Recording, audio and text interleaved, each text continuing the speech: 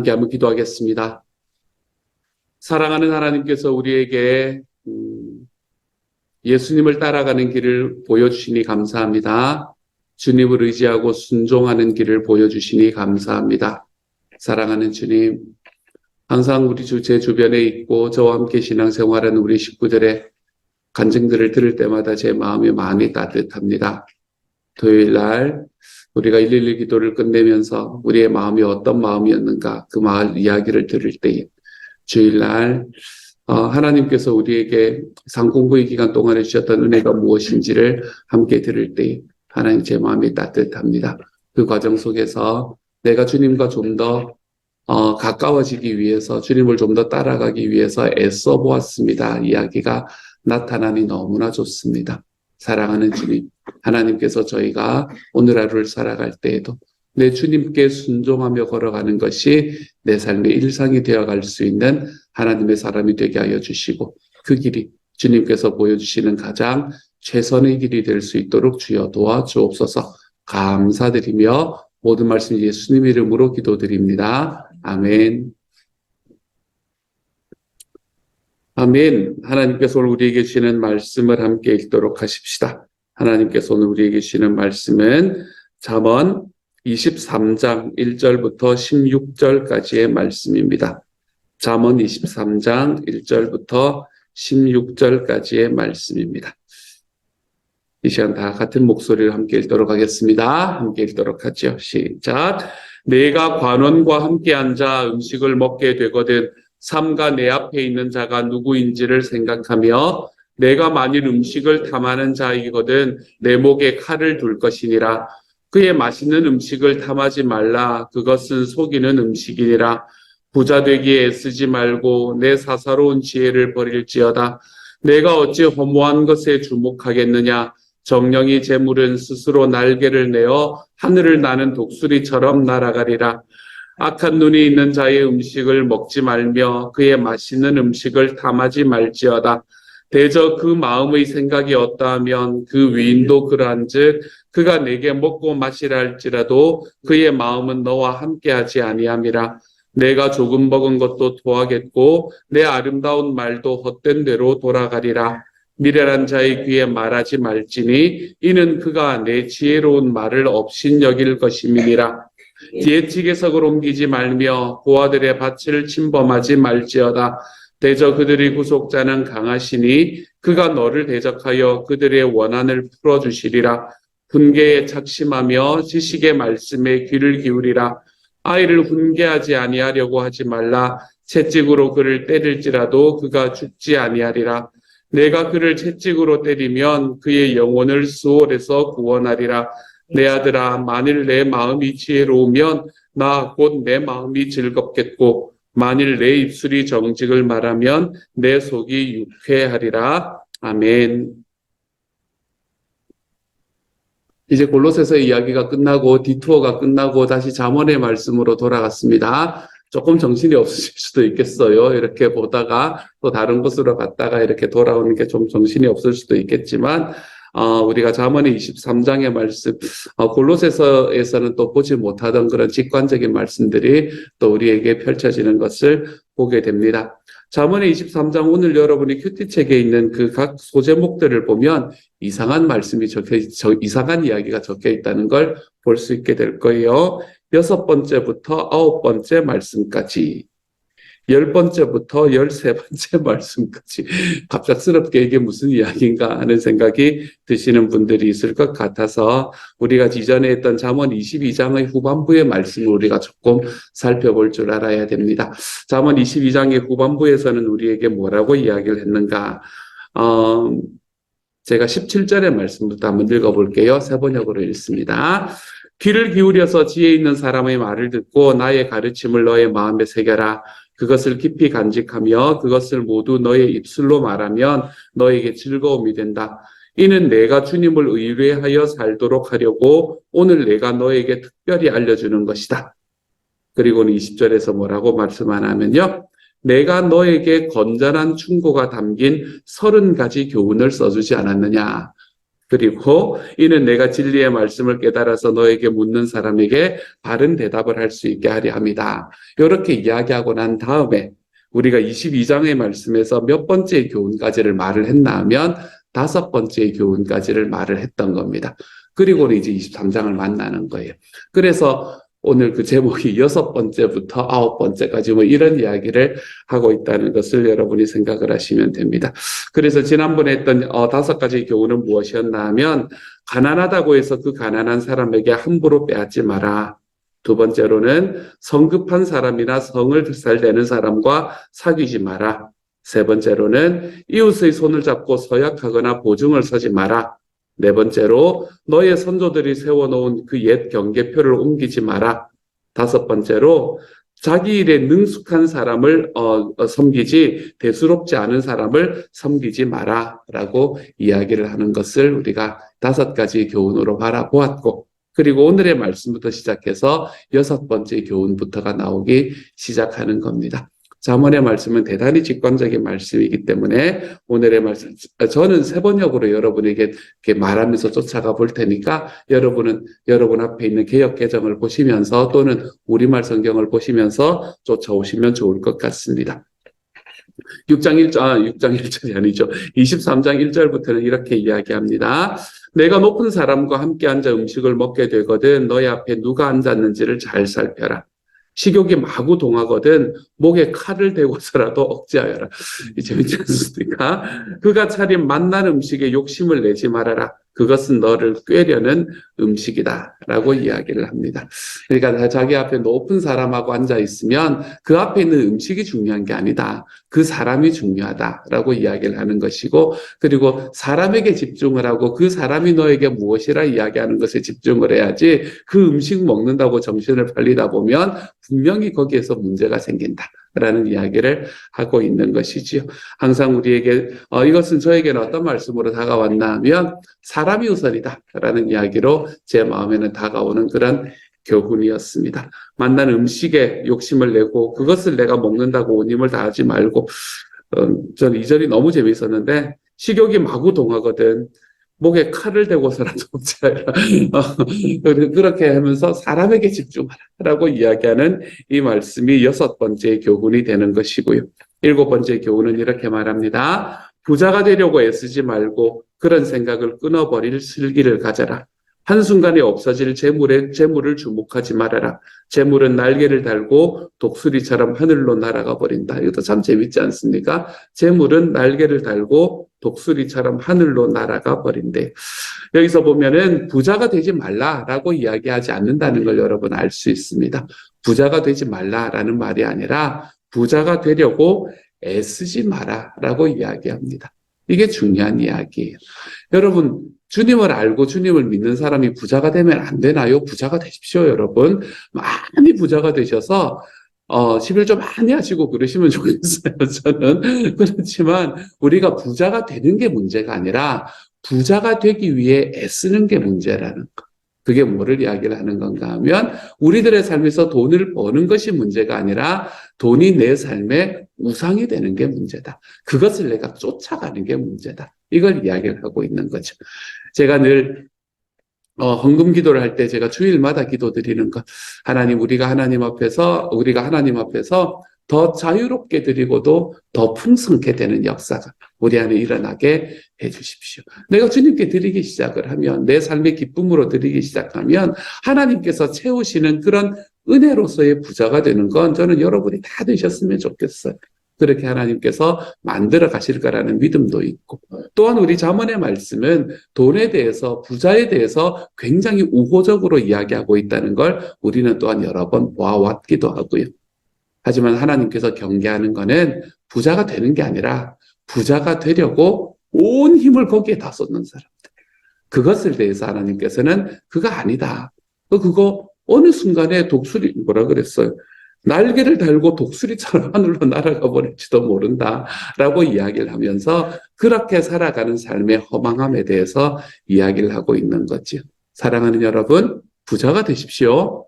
하지만 부자가 되려고 온 힘을 다하지는 마십시오. 우리 주님 앞에서 하나님 앞에 힘써서 내 주님의 소원을 조차도 살아가다가 주님 앞에 정직하게 살아가다가 하나님께서 우리에게 주시는 결과물로서의 부유함을 여러분이 좀 누려보며 살아가 볼 줄 아는 하나님의 사람들이 좀 되어가시기를 우리 주님의 이름으로 축복합니다. 부자가 되는 게 아니라 부자가 되려고 애쓰는 것 그거 하지 마라 라고 이야기하는 것이 7번째의 교훈이었다면 8번째는 너는 인색한 사람의 상에서 먹지 말고 그가 즐기는 맛난 음식을 탐내지 말아라. 무릇 그 마음의 생각이 어떠하면 그의 사람됨도 그러하니 그가 말로는 먹고 마셔라 하여도 그 속마음은 너를 떠나 있다.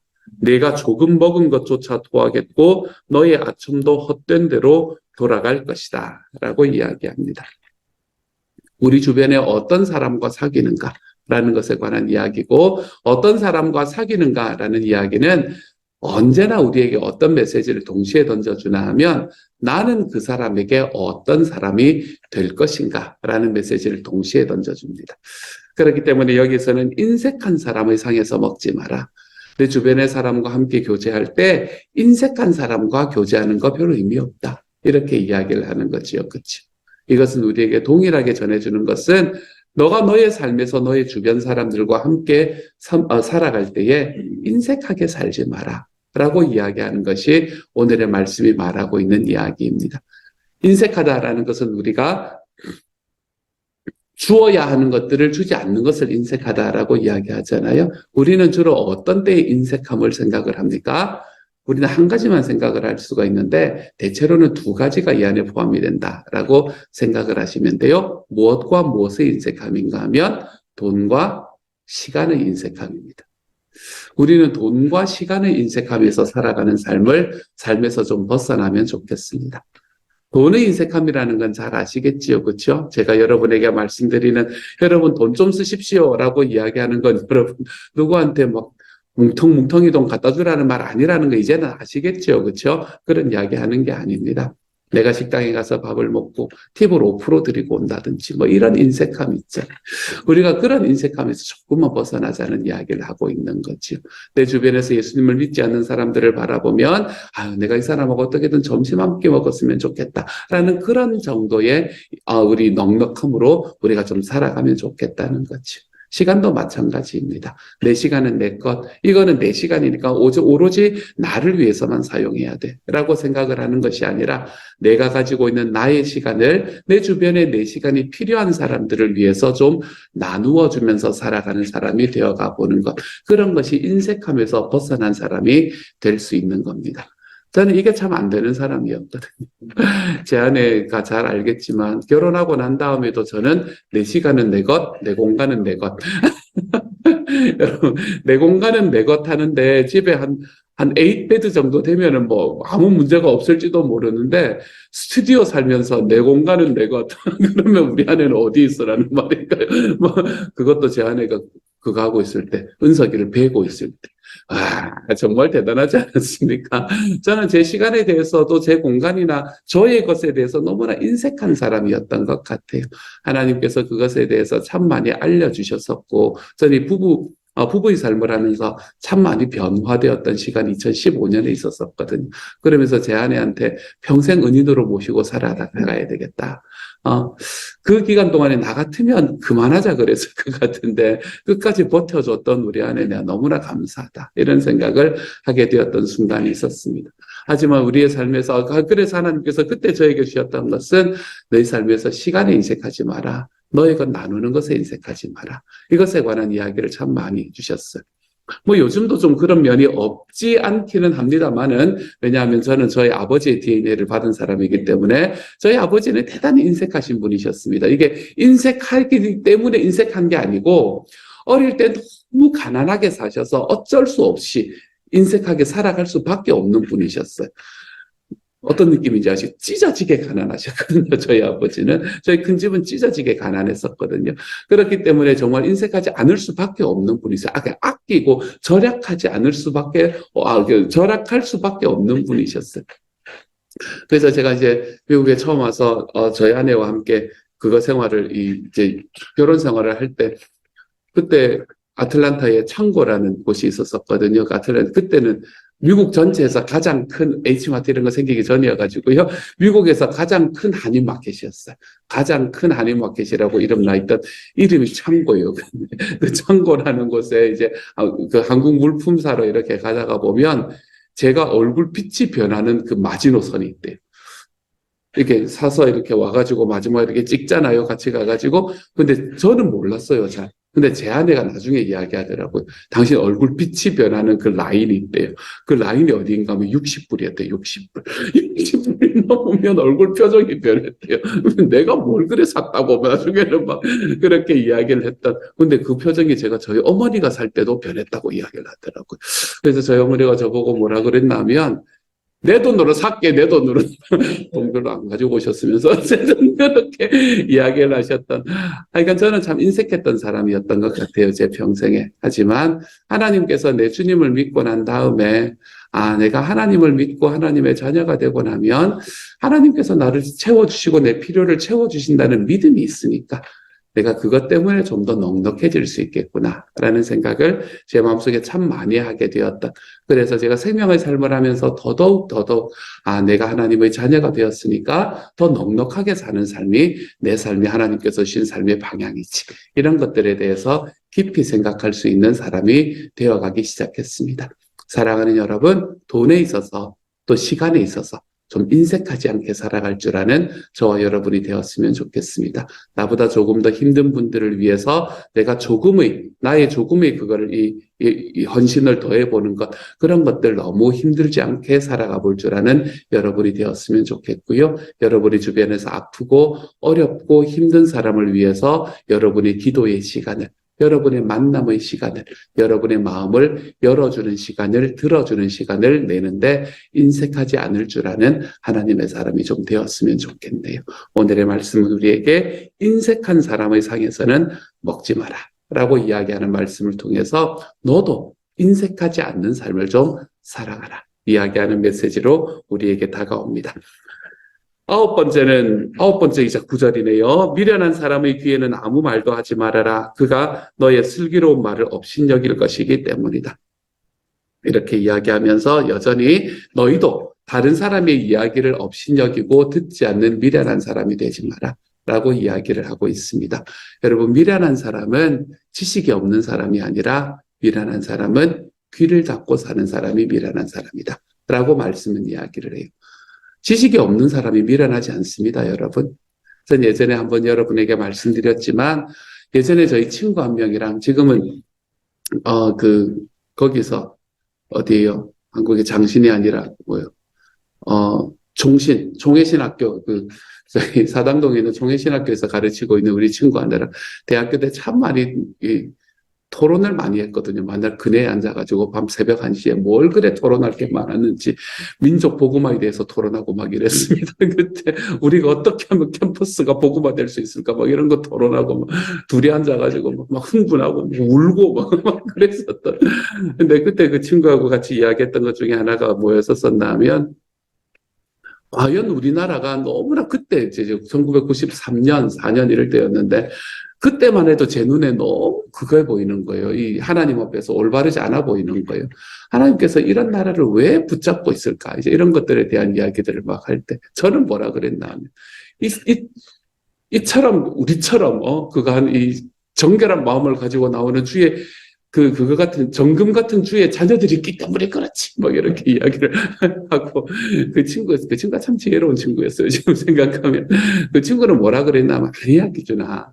우리나라가 하나님께서 버리지 않는 이유는 지금도 아무것도 배우지 못하고 한글도 못 쓰시는 분이시지만 지금도 저기 강원도 골짜기에 있는 작은 교회들, 난방도 안 되는 교회들에서 지금도 등을 밝혀가면서 그곳에 나와서 새벽에 기도하시는 권사님들 때문이야. 이렇게 이야기해요. 그때는 이해할 수가 없었습니다. 뭐 그런 게 다 있어, 이러면서 했는데, 나중에 가만히 돌아보니, 그게 정답이구나. 라는 생각을 정말로 많이 했습니다. 우리나라가 정말로 하나님 앞에서 그때 버텨낼 수 있었던 이유는 그런 분들의 기도가 쌓여서 그런 거구나. 손들고 앞에 나가서 그거 하고 구호 외치고 정말 다른 사람들에게 보여주는 것이 정말 중요했던 그런 삶을 살아갔던 저 같은 사람이 아니라 아무도 모르는 자리일 수는 있지만 아무것도 배우지 못하신 분들일 수도 있지만 우리 주님의 말씀에 순종하고 그곳에 그냥 새벽마다 내가 그냥 거기에 일상으로 나오듯 그렇게 불을 켜고 그곳에서 기도하시던 우리네 권사님들 때문에 그런 거구나. 이런 생각을 제 마음에 참 많이 하게 되었었죠. 여러분, 사람이 배우지 못한 것이 미련한 것이라고 연결되지는 않습니다. 배우지 못한 분들이 얼마나 지혜로운 분들이 많은지 모릅니다. 저는 제 할머니에게서 그런 걸 참 많이 느꼈었거든요. 예전에 할머니들 왜 글도 못 쓰시는 분이셨잖아요. 저희 할머니 글 못 쓰셨습니다. 1912년에 태어나셨던 분이셨는데 초등학교 교육을 받아보신 적이 없으세요. 늘 촌에서 계속해서 농사만 지으셨기 때문에. 그러니까 글을 못 쓰셨습니다. 글을 못 쓰시는 그 할머니가 지혜롭지 못했나 하면 절대로 그렇지 않았습니다. 삶에 있는 지혜들, 그 입에서 나오는 이야기들이 얼마나 깊은 이야기들을 많이 해주셨는지 모릅니다. 미련한 사람이라는 것은 그 지식이 없는 사람을 이야기하는 게 아니에요. 미련한 사람이라는 건 오늘의 말씀을 보면 듣지 않는 사람이다. 듣지 않는 사람.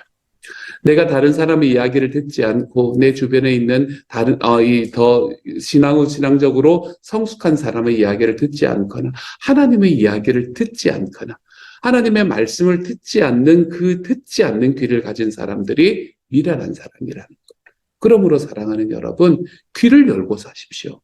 여러분이 주변에 있는 사람들에게 귀를 활짝 열어놓고 사십시오. 나에 대해서 무엇이라 이야기하는가, 내가 사람들에게 어떤 모습으로 비춰지고 있는가라는 이런 것들에도 여러분이 귀를 좀 열고 살아가십시오. 하나님께서 저와 여러분에게 듣는 귀를 허락해 주실 때, 우리 솔로몬이 이야기했던 것처럼 듣는 마음을 우리가 가지게 될 때, 렙쇼메아를 가지게 될 때, 하나님께서는 우리가 지혜로운 사람의 자리에 설 수 있도록 만들어주십니다. 오늘 하루 말하기보다는 좀 들으며 살아갈 줄 아는 하루가 되어 가시기를 소망합니다. 그래서 듣는 귀가 있음으로 인해서 우리가 미련한 사람이 되지 않을 수 있는 하나님의 사람이 되어 가시기를 우리 주님의 이름으로 축복합니다. 그리고 10번째부터 시작을 해서는 쭉 10번째부터 13번째까지 오늘이 그렇죠? 쭉 이야기를 합니다. 앞에서 이야기했던 이야기를 다시 한번 하네요. 옛날에 세워놓은 밭 경계표를 옮기지 말며 고아들의 밭을 침범하지 마라. 그들의 구원자는 강한 분이시다. 그분이 그들이 송사를 맡으셔서 너를 벌하실 것이다. 밭 경계표 옮기는 건 어떤 의미를 말하는지 말씀드렸죠. 그렇죠? 밤에 옮겨놓고 증인 2사람만 딱 세우면 그만큼이 자기 땅이 되는 것 이야기를 드렸었잖아요. 그렇죠? 그래서 경계표를 옮겨서 다른 사람의 것을 너의 것으로 훔쳐가지 마라 라고 이야기를 하는 거고요. 11번째 교훈은 훈계를 너의 마음에 간직하고 지식이 담긴 말씀에 너의 귀를 기울여라. 그리고 12번째 교훈은 13절이네요. 아이 꾸짖는 것을 삼가지 말아라. 매질을 한다고 하여서 죽지는 않는다. 그에게 매질을 하는 것이 오히려 그의 목숨을 수월해서 구하는 일이다. 집에 가서 매질하지 마십시오, 여러분. 매질하지 마시고 자녀들에게 따끔하게 이야기를 해야 될 때 말을 하는, 훈계를 하는 부모가 되어 가십시오, 여러분. 훈계해야 할 때는 훈계하는 부모. 하지만 그 훈계하기 위해서 많은 것들을 만들어 가야 되는 게 요즘의 시대이긴 합니다. 어쨌든 자녀를 훈계하는 부모가 되는 것, 그게 12번째이고 오늘의 말씀에 나오는 13번째는 내 아이들아 너의 마음이 지혜로우면 나의 마음도 또한 즐겁다. 내가 입을 열어 옳은 말을 할 때면 나의 속이 다 후련하다. 입을 열어서 말을 할 때 좀 옳은 말을 하면서 살아가라. 라고 이야기하는 교훈까지 오늘의 말씀이 이야기하고 있는 이야기네요. 여기 몇 번까지 갈 거라고요? 30가지 교훈 이야기했으니까 30가지 쭉 갈 겁니다. 우리가 내일과 모레의 말씀에서도 계속해서 이런 교훈들이 지속이 되는 것을 우리가 볼 수 있게 될 거예요. 오늘의 말씀에서는 특별히 여러 가지 교훈이 나타났었지만 특별히 여러분 미련한 사람이 되지 마십시다 라는 이야기를 여러분에게 좀 강조드리고 싶습니다. 우리가 미련한 사람이 되지 말고 우리의 귀를 좀 열고 살아가는 사람이 되어갔으면 좋겠고요. 그리고 또 하나 더 말씀드릴 수 있다면 인색한 사람이 되지 마십시다 라는 이 2가지의 말씀을 여러분에게 드리고 싶네요.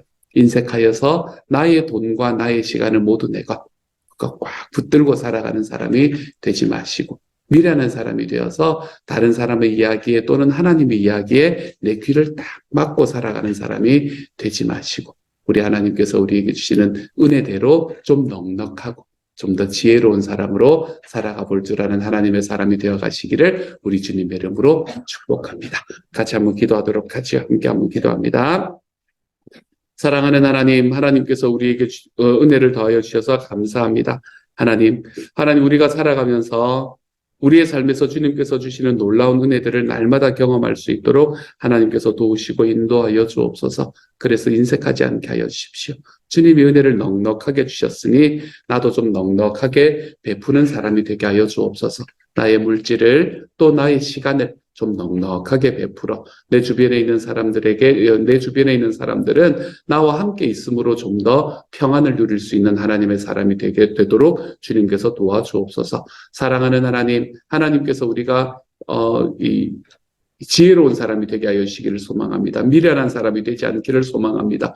내 귀를 막고 하나님의 나에게 들리는 이야기, 하나님께서 주시는 말씀에 귀를 막아 내가 미련한 사람이 되는 것이 아니라 하나님 앞에 더 지혜롭고 하나님 앞에 내가 듣는 마음을 렙쇼메아를 가지고 살아갈 줄 아는 하나님의 사람이 될 수 있도록 주여 도와주옵소서. 모든 말씀 우리 주님 예수님 이름으로 기도드립니다. 아멘.